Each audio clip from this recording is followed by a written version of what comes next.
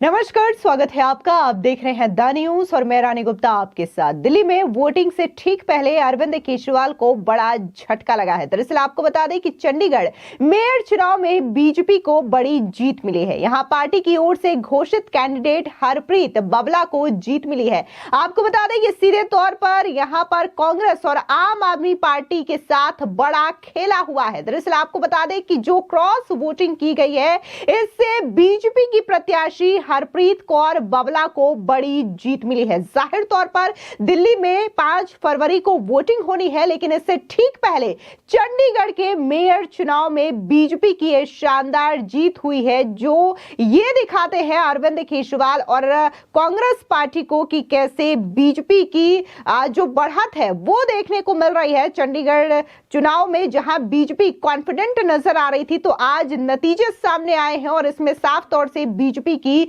जीत देखने को मिली है। अब ऐसे में ये जो जीत मिली है, बीजेपी जो है वो दिल्ली में चुनाव को लेकर के और भी ज्यादा कॉन्फिडेंट नजर आ रही है। दरअसल आपको बता दें कि बीजेपी की कैंडिडेट को टोटल 19 वोट मिले हैं, जबकि आम आदमी पार्टी और कांग्रेस की संयुक्त उम्मीदवार प्रेमलता को 17 वोट ही मिल पाए हैं। बीजेपी की हरप्रीत बाबला दूसरी बार की पार्षद है। वो सेना के रिटायर्ड कर्नल की बेटी हैं और पूर्व पार्षद देविंदर सिंह बाबला की पत्नी है। वो पहले कांग्रेस में रह चुकी हैं, लेकिन वो अब बीजेपी के साथ है। इस चुनाव में क्रॉस वोटिंग की खबर सामने आई है। बीजेपी के पास 16 ही वोट थे, लेकिन उन्हें 3 मत क्रॉस वोटिंग के जरिए मिले हैं और ये जो वोट मिले हैं, इससे बीजेपी की जीत सुनिश्चित हो पाई है। आपको बता दें, फिलहाल ये जानकारी सामने नहीं आ पाई है कि आखिर ये क्रॉस वोटिंग किस दल की ओर से की गई है। कुछ कह रहे हैं कि ये कांग्रेस की ओर से किया गया है, तो कुछ का कहना है कि ये आम आदमी पार्टी की ओर से किया गया है। क्योंकि अगर हम दिल्ली चुनाव की बात करें, तो दिल्ली में आम आदमी पार्टी और कांग्रेस एक दूसरे के खिलाफ चुनावी मैदान में उतरी हुई है और शायद इसी वजह से यह अंदाजा लगाया जा रहा है कि या तो ये क्रॉस वोटिंग आम आदमी पार्टी ने किया होगा या फिर कांग्रेस की ओर से किया होगा। दरअसल इलेक्शन में पहला वोट सांसद मनीष तिवारी ने डाला। ऐसे में वोटिंग से पहले मनीष तिवारी ने क्या कुछ कहा, सुनिए। मुझे 20 साल हो गए कांग्रेस के प्रवक्ता के नाते, और हमारा और आपका चोली दामन का साथ है।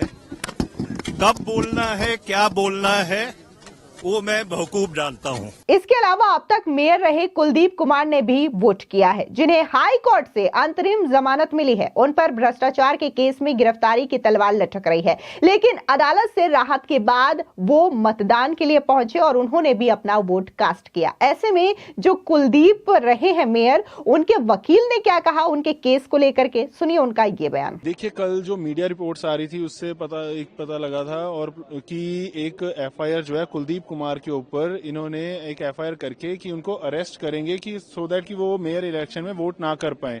तो वो एप्रीहेंशन से हमने आज मॉर्निंग में पौने 9 बजे जो चीफ जस्टिस हैं पंजाब हरियाणा हाई कोर्ट के, तो उनके पास मेंशनिंग की और मेंशनिंग के बाद जो केस आज 10 बजे के लिए हियरिंग में आया, उसमें हमने जब केस के तथ्य वगैरह पेश किए, सारी बैकग्राउंड इसकी, तो उसके बाद जब कोर्ट ने पूछा एफआईआर की कॉपी, तो हमने कहा कि हमें अभी तक ना तो एफआईआर प्रोवाइड की गई है और ना ही ऑनलाइन अपलोड की गई है। तो जब यूटी से पूछा तो उन्होंने बोला कि सेंसिटिव इशू है, इस वजह से अपलोड नहीं की गई और इनको प्रोवाइड नहीं की गई। तो कोर्ट ने जब एफआईआर देखी तो उसमें एलिगेशन सारी बेबुनियाद लगी, क्योंकि एलिगेशन थी कि 70-75 हजार रुपए उनके साले के अकाउंट में गूगल पे हुए थे।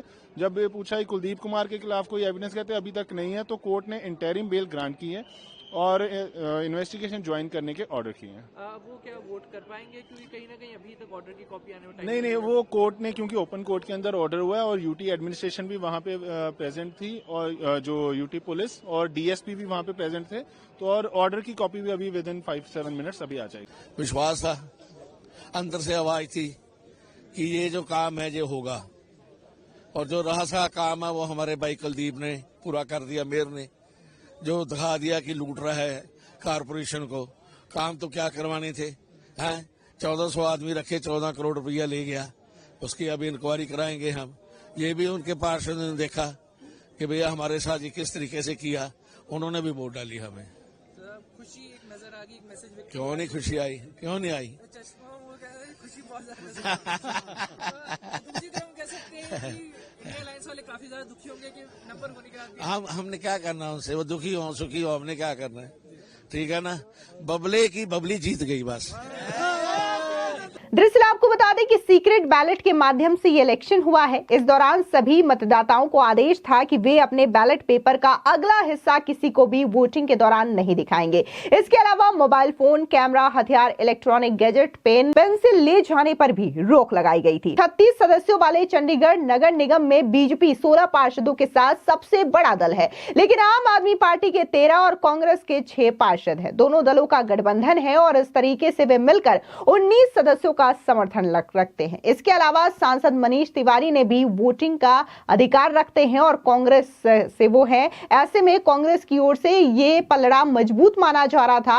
अगर हम कांग्रेस और आम आदमी पार्टी के गठबंधन की बात करें तो उनके पास टोटल 20 वोट थे, लेकिन यहां पर 3 जो क्रॉस वोटिंग हुई है, यहां पर कांग्रेस और आम आदमी पार्टी के साथ बड़ा खेला हो गया और बीजेपी की प्रत्याशी हरप्रीत बाबला जो है वो जीत गई है। आपको बता दें सीधे तौर पर अब इसको लेकर के यही कहा जा रहा है कि चंडीगढ़ मेयर चुनाव में जिस तरीके से ये शानदार जीत बीजेपी की हुई है, तो ये न सिर्फ अरविंद केजरीवाल के लिए मुसीबत बनी है, टेंशन का विषय है, बल्कि अब लगातार दिल्ली में जिस तरीके से सत्ता गंवाने का डर अरविंद केजरीवाल को सता रहा है, तो ये डर और भी ज्यादा आम आदमी पार्टी के मन में घर करता हुआ दिखाई दे रहा है। दरअसल आपको बता दें कि चंडीगढ़ में काफी दिनों से इस चुनाव को लेकर के कई तरीके की बयानबाजी देखने को मिल रही थी और उसके बाद आज सुबह ये वोटिंग हुई और वोटिंग के विजुअल्स भी सामने आए, जहां पर तमाम जो लोग थे, पार्षद थे, वो खुशी खुशी अपना वोट कर रहे थे। हालांकि बैलेट पेपर को लेकर के कुछ विवाद उत्पन्न हुआ था, लेकिन बाद में इस विवाद को सुलझा लिया गया और शांतिपूर्ण तरीके से ये वोटिंग हुई।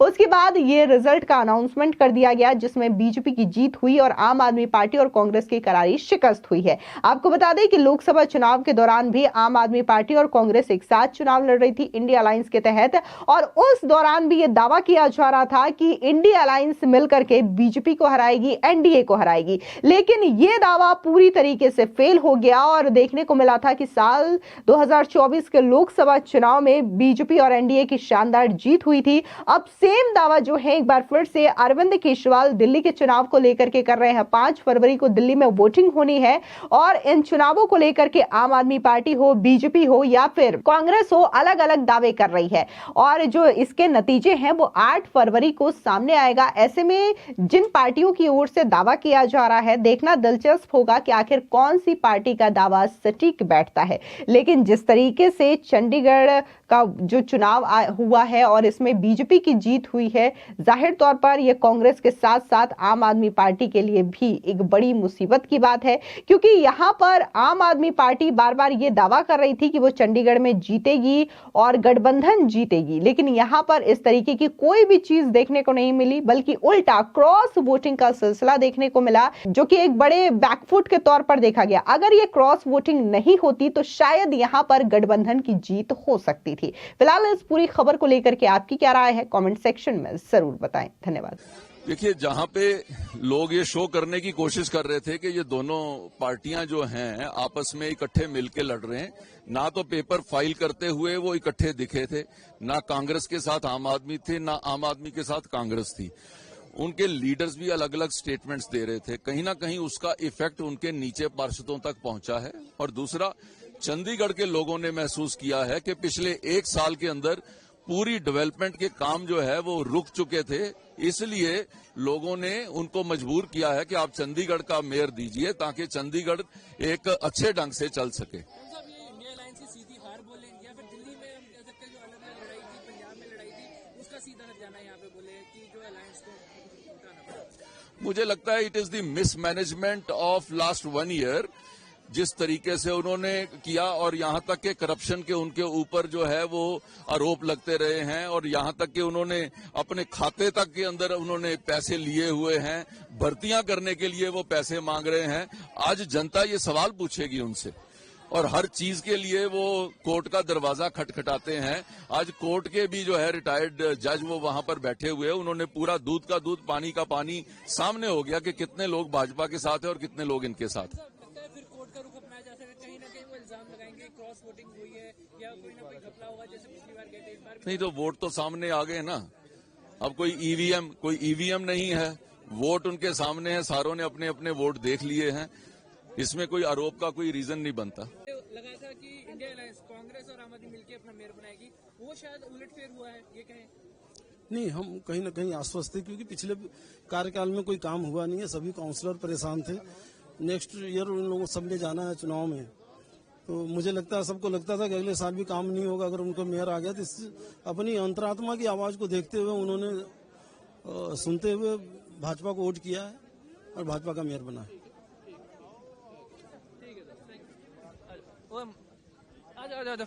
एक्सक्यूज मी रहे हैं जो हमारे लीडर हैं, एक तो वो एक दूसरे को गाली निकाल रहे हैं, और जो मेयर है वो 10-10, 20 हजार इकट्ठे कर रहा है पैसे, FIR लो, तो फिर क्या करेंगे काउंसलर? अंतरात्मा कोई चीज है तो उन्होंने वोट किया अंतरात्मा से। तो सर अब एक मेयर से जा चुका है, हम कह सकते हैं कि आगे भी deputy mayor, senior deputy mayor भी आपके। वो आपको देखो रिजल्ट बताएंगे, अब हम तो कुछ नहीं बोलते। तो सर लाइव ही जा रहा है हमारा भी। हाँ सर, एक आखिरी सवाल सर, अब लगता है फिर ये कोर्ट की तरफ जा सकते हैं कहीं ना कहीं? अरे कहीं भी जाए सर, कहीं भी जाए, इनकी आदत है, ये कोर्ट में जाएंगे या जेल में जाएंगे, और नहीं कहीं जाते जी।